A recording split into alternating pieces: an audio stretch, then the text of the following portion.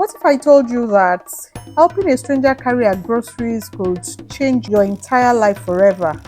That is exactly what happened to Kwame, a poor cleaner in Lagos, when he met an elderly woman on the worst day of his life. Little did he know, this woman held the key to his destiny, and she was about to turn his world completely upside down. But first, let me take you back to where it all began.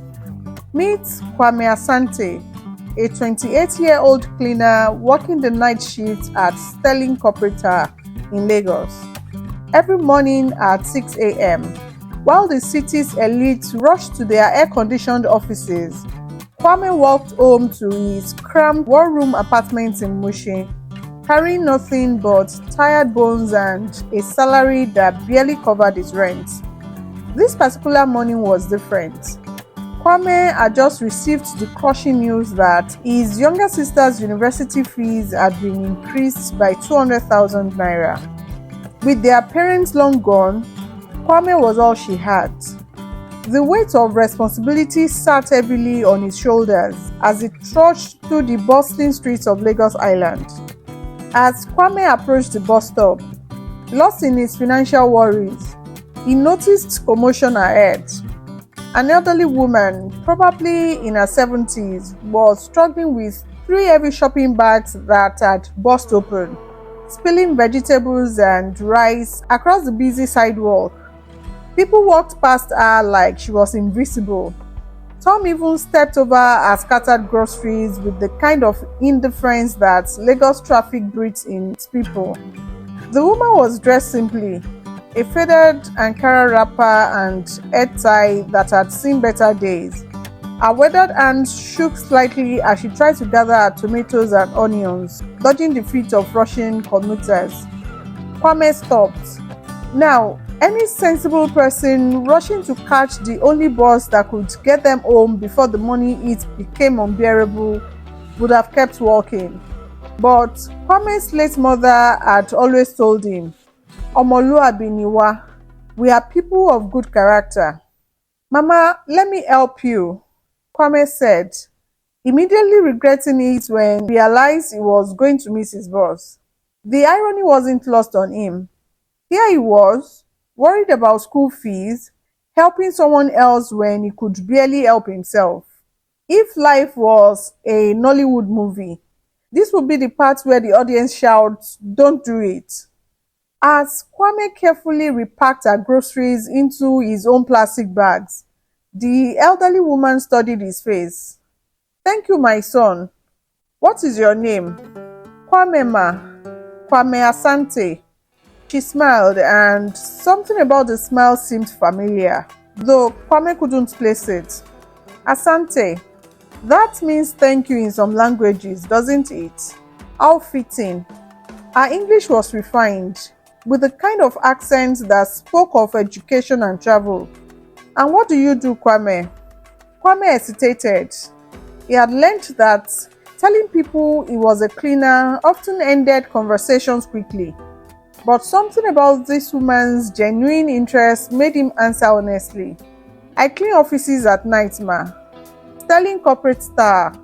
The woman's eyes flickered with an emotion Kwame couldn't read. Interest? Surprise? She nodded slowly. "Hard work is honorable work, Kwame. Never let anyone tell you otherwise." As they walked to her destination, a modest apartment building that seemed oddly out of place among the upscale developments nearby, the woman shared stories. She told him about her late husband, about building something from nothing, about the importance of treating everyone with dignity. "You know," she said as they reached her door, "I have been watching how people treat an old woman struggling with groceries. Most see only what I appear to be. You saw a human being who needed help." 3 weeks passed.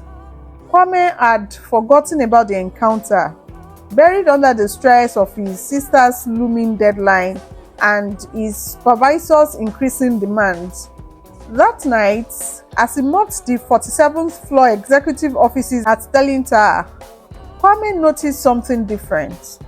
The CEO's office, usually locked tight, was open. Through the glass walls, he could see photographs lining the massive mahogany desk. Curiosity killed the cat, but in this case, it was about to change Kwame's life. He stepped closer, drawn by a particular photograph that had made his heart skip a beat. There, in an elegant silver frame, was the elderly woman from the bus stop. But this wasn't the simple mama he had helped with groceries. This was a younger version, standing next to a man in traditional kente clothes, both of them cutting a ribbon at what looked like a building dedication ceremony. The nameplate on the desk read Mrs. Adunis Sterling, Chairman Emeritus. Kwame's mop clattered to the floor. The sound echoed through the empty office like a gunshot. His mind raced. Sterling. Sterling Corporate Tower. The woman he had helped was the mother of Femi Sterling, the CEO of one of Nigeria's largest corporations. Finding anything interesting, young man, Kwame spun around to find none other than Femi Sterling himself, standing in the doorway. At 6'3" tall, with the kind of presence that commanded respect, he was every inch the powerful businessman Kwame had only seen in newspaper photos.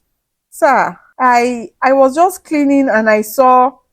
Kwame stammered, his heart pounding so hard he was sure it was audible.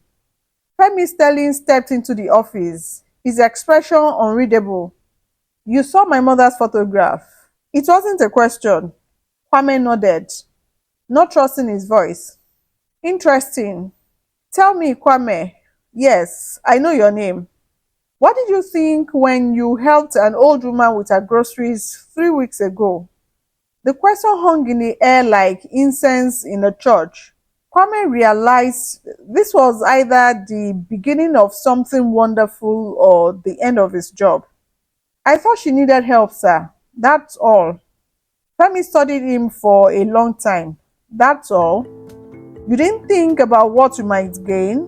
Didn't wonder if she might be someone important? No, sir. She was someone's mother.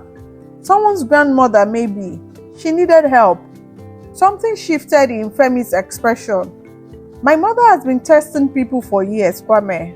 She dresses simply, takes public transport, shops in local markets. Do you know how many people have walked past her when she needed help?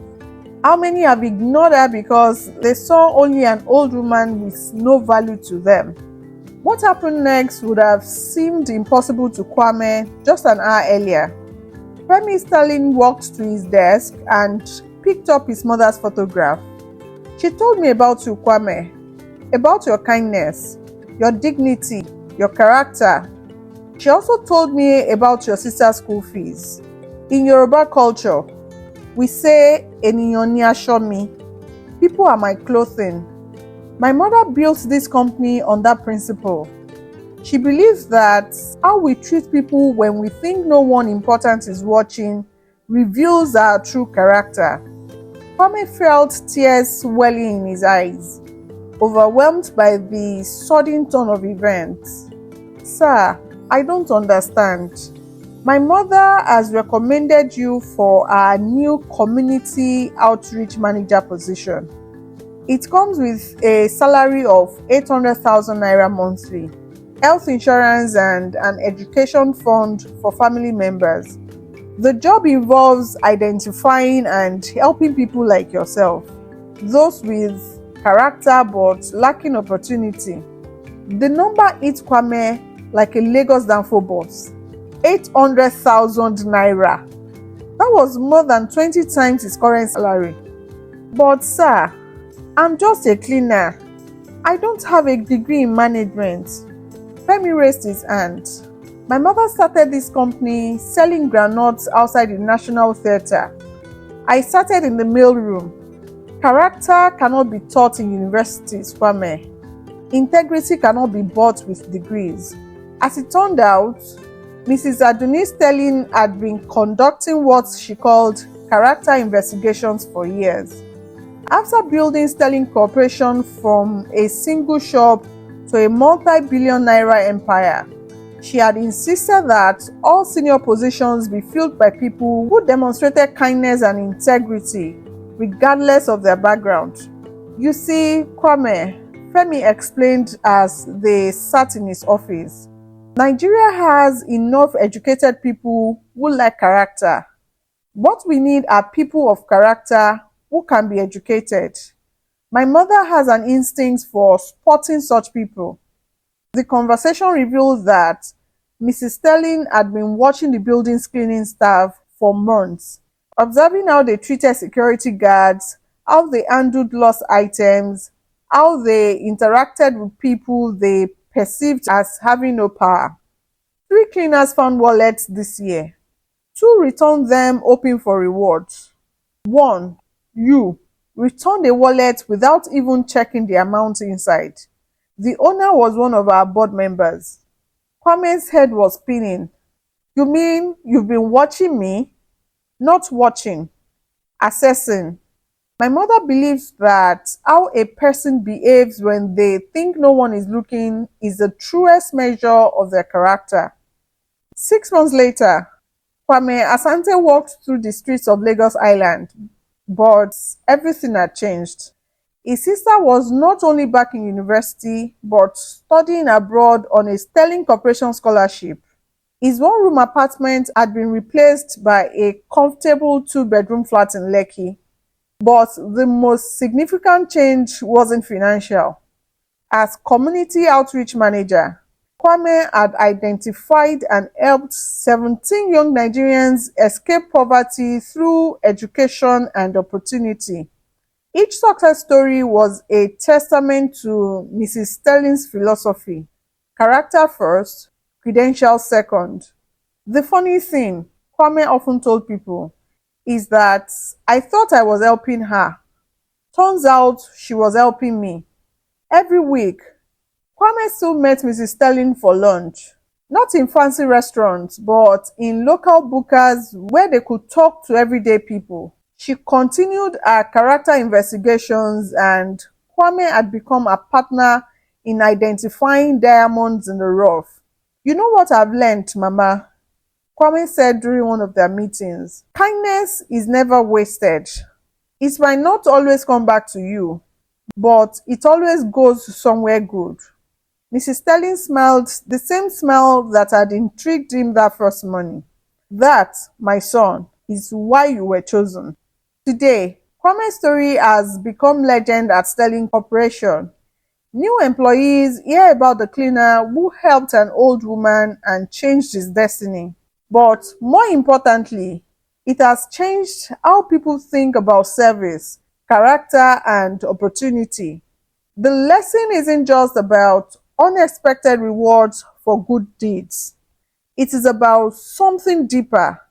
In a world that often values appearance over substance, connections over character, Kwame's story reminds us that our true value lies not in what we have, but in who we are. As Mrs. Sterling often says, Iwalewa, character is beauty. In a society obsessed with wealth and status, sometimes the richest people in the room is the one with the poorest bank account but the richest heart. So, the next time you see someone struggling with heavy bags, someone who needs help, someone who appears to have something to offer you in return, remember Kwame's story. Remember that every person you meet is fighting a battle you know nothing about, carrying dreams you can't imagine, and possibly holding keys to doors you didn't even know existed. Because sometimes the person who looks like they need your help the most might just be the one holding your future in their hands. If this story touched you, hit that subscribe button and share it with someone who needs to hear it today. And remember, your character is your destiny. Make it count. What would you have done in Kwame's situation? Share a time when helping someone unexpectedly blessed you. What is the most important lesson for this story? Tag someone who shows character over credentials.